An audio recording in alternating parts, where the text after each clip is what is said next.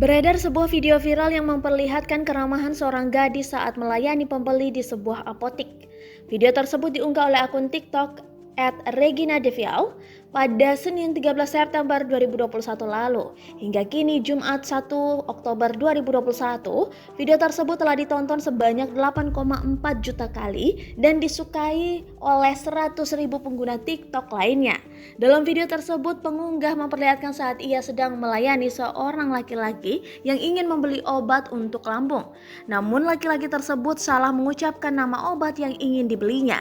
Dengan ramah, pengunggah pun memberitahukan nama obat yang pembeli maksud dengan benar dan tetap melayaninya dan baik.